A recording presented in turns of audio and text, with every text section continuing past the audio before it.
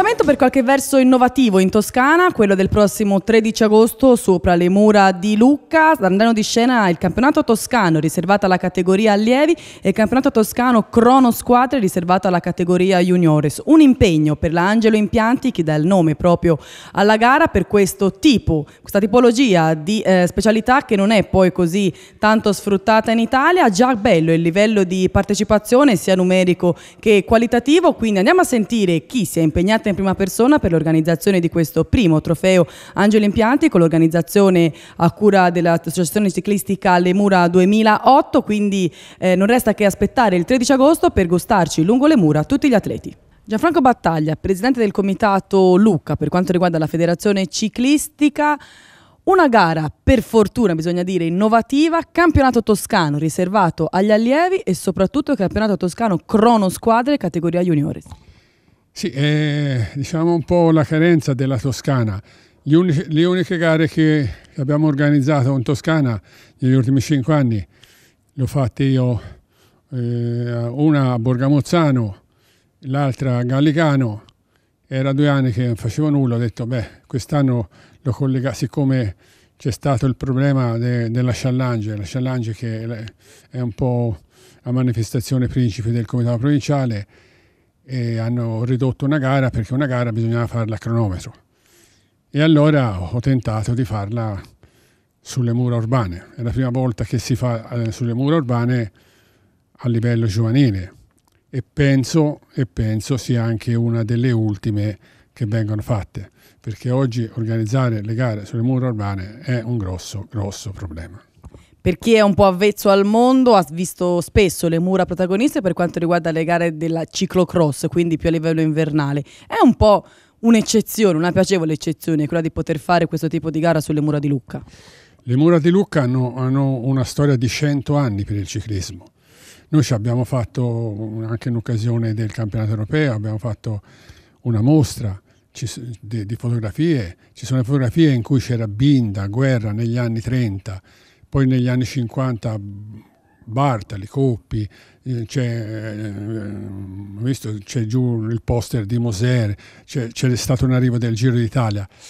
Però ora ultimamente con i lavori che ci hanno fatto e con i lavori che ci stanno facendo, che noi ci consegnano la pista libera proprio gli ultimi giorni, perché anche stamattina sono andato a far sopralluogo, rifanno tutto il manto stradale, ma hanno restrettito notevolmente la careggiata. Praticamente una careggiata in certi punti delle mura, bellissimo, con l'asfalto naturale, tutto, però è 3 metri e mezzo. Perciò di qui in avanti le uniche che si possono fare o gare a cronometro oppure ciclocross, perché ciclocross si fa mura e spalti di mura, sulle mura si fa l'arrivo. Per il resto non si può, le gare su strada oppure le kermesse non si possono più fare. Ed è poi il periodo di Ferragosto impegnativo. Io credo sia una delle gare maggiormente impegnative di tutte quelle che abbiamo, eppure ne abbiamo organizzate tante anche a livello internazionale, a livello nazionale, però questa qui richiede veramente uno sforzo e un'organizzazione notevole. Allora, partiamo dal primo impegno, quella riservata alla categoria allievi, che varrà per assegnazione del titolo del campione toscano. Andiamo nel tecnico, un po' come è sviluppato il circuito, il percorso. No, lasciami completare il discorso di prima. Ripeto, per quanto riguarda non scordiamoci che fra scorte tecniche, personale dell'organizzazione e lungo il percorso c'è circa 45-50 persone. Cioè noi abbiamo affidato un po' questa organizzazione sulle mura al direttore corsa Ernesto, che gestisce le partenze e tutto il personale sulle mura, e viene coadiuvato dal vice direttore di corsa che è Poli, che Poli un tempo sulle mura ha fatto tante corse, e lui farà il vice direttore di corsa in moto. Anche i giudici saranno in moto, perché insomma le mura più di quei tanti automezzi non ci possono essere, e perciò noi la partenza è prevista all'1, e questa è la formula. Io dico, per quanto riguarda le partenze si fanno a gruppi di 6 e gli allievi fanno 2 giri.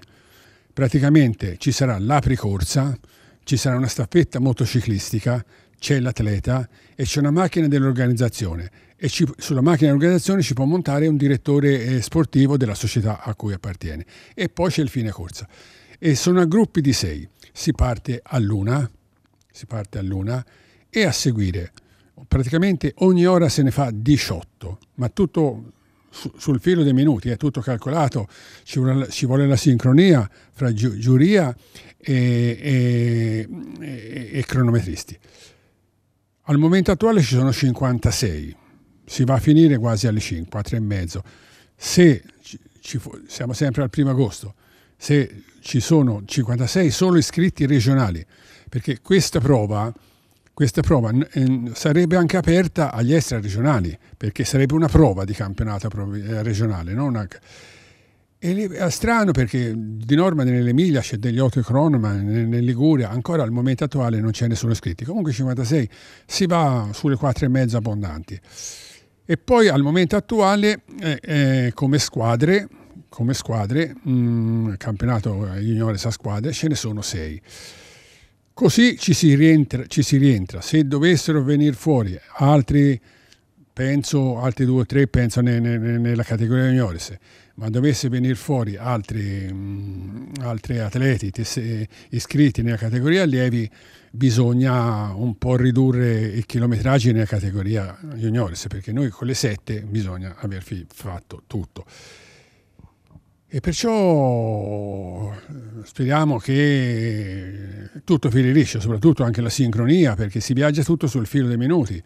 Poi fra la gara allievi e la gara juniores un po' di quarto d'ora per le premiazioni, le maglie, cioè questa qui oltre per il campionato regionale valevano anche per la challenge, praticamente viene date 3 maglie, insomma un quarto d'ora di stacco fra una gara e l'altra. Per quanto riguarda gli juniores, mentre per gli allievi l'ho spiegato, i direttori sportivi montano sulla macchina dell'organizzazione, nella gara juniores invece ci sono le partenze ogni 3, a gruppi di 3.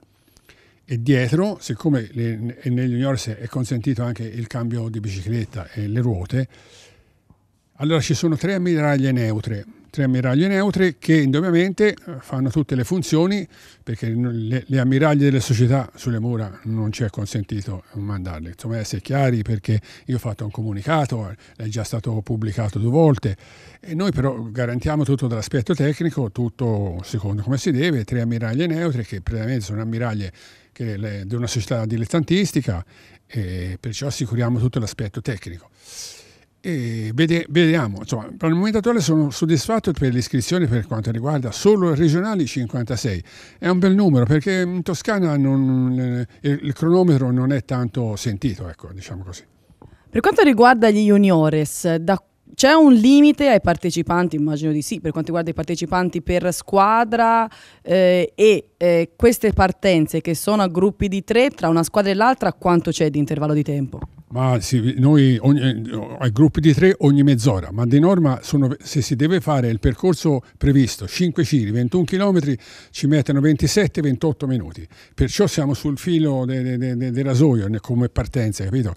È tutto collegato. Se però ci sono più iscritti, bisogna ridurre il chilometraggio, insomma è evidente, perché noi alle 7 in tutte le maniere va finito. C'è l'ordinanza, capito? Deve essere finito. Insomma, diciamo che penso che i juniores, un altro 2 o 3 squadre dovrebbero venire, insomma, lì ci si rientra per arrivare in tempo giusto. Se dovessero venire ancora tanti allievi, insomma, allora bisogna rivedere un pochettino, ma insomma, in sostanza penso che ci si possa rientrare, via, insomma, in una maniera o nell'altra si fanno. Volevo dire che il ritrovo, si deve ringraziare l'associazione Lucchesi del Mondo, nella casermetta che hanno a disposizione lì sul Caffè delle Mura, nel senso, no? Ci ha messo tutto a disposizione, e praticamente ora si tratta di mettere insieme in piedi tutte le persone e tutte le organizzazioni. Quello che emerge è che c'è bisogno di una grande collaborazione di un gran numero di persone per far sì che tutto riesca. Quindi si mette in moto una bella gara, una bella tipologia di gara, però c'è il supporto anche di tante persone, quindi bisogna avere c'è un grande impegno dietro. Io sia Bianca Ernesto che indubbiamente lui tutte le domeniche alle corse, sia Pierluigi Poli, insomma, ormai le gare, Poli specialmente sulle mura ne ha fatte tante a suo tempo, ciclamatori, e perciò bisogna, dai, poi si sa, l'imponderabile non c'è. Noi prendiamo anche tutte le precauzioni, tutte le mure, ci saranno i cartelli indicatori, che c'è la gara ciclistica, c'è tutta un'organizzazione a monte. Io mi auguro che, insomma, io per quanto riguarda, ripeto, l'organizzazione logistica e tutto è affidata, certo, a questi due direttori di corsa, soprattutto a Bianchi Ernesto e poi fare il vice direttore con la moto, perché lui segue un po' se ci sono dei punti scoperti sulle mura e tutto. Insomma, speriamo bene, dai, è un grosso impegno notevole. Guarda, a parer mio è una delle gare più impegnative che abbia organizzato, eppure ne abbiamo organizzate tante, ma tante anche a livello nazionale, internazionale. Io, diciamo, una sfida, vediamo, insomma, anche perché, poi ripeto, sulle mura, al di là delle gare a cronometro, no, ora mi hanno chiesto, non so, pensiamoci bene, ho detto vediamo un po', mi hanno chiesto il prossimo anno di fare una gara, una prova di campionato nazionale di handbike, no? Mi hanno chiesto, ho detto vediamo, perché anche quello più che mai che è impegnativo, con quei carrettini, tutto quanto, ma sempre a cronometro, però, non su strada, tutto qua. Insomma, comunque pensiamo a questa corsa. Lo scenario, abbiamo detto, è suggestivo, altamente spettacolare, ma anche la specialità della crono e soprattutto della cronosquadra è altamente spettacolare. Considerando che Lucca ha sempre tante persone e tanti turisti, può essere un'attrazione ulteriore. Sì, è un'attrazione, ma bisogna già abituarsi il giorno dopo alle critiche a non finire, Questo ormai ci abbiamo fatto il callo, ogni qualvolta si fa la gara sulle mura c'è critiche dopo a non finire, perché la gente, ma no, i turisti e lucchesi sono intolleranti, no? Insomma, ne togli quello spazio che poi camminare lateralmente possono camminare tranquillamente, non è che ci sia nessun problema, però ne togli quello spazio, insomma, quello ormai è risaputo che come si tocca le mura, il giorno dopo il comune e la società organizzatrice sono investite di proteste e di reclami. Comunque dai, ormai la macchina è in moto e guardiamo che possa essere una bella giornata di sport. Angelo Battaglia, ormai ci siamo una decina di giorni alla gara, una gara un po' innovativa, un grande impegno, però quasi un dovere morale dover dare il proprio supporto. Sì, innanzitutto devo ringraziare l'Opera delle Mura che ci ha dato la concessione, il Comune di Lucca, dello spazio delle mura. Poi devo ringraziare la Fondazione che sta facendo, diciamo, i lavori sulle mura, che ci permetterà proprio per la manifestazione del 13 agosto di avere, diciamo, le mura quasi tutte ultimate, sia per quanto riguarda la parte asfaltata che per quanto riguarda l'illuminazione. E colgo l'occasione di fare promozione proprio di Lucca, perché con tutti, diciamo, i soldi che il Comune di Lucca e la Fondazione stanno investendo sulle mura è un patrimonio che spero venga tanto pubblico e tanta gente a questa manifestazione.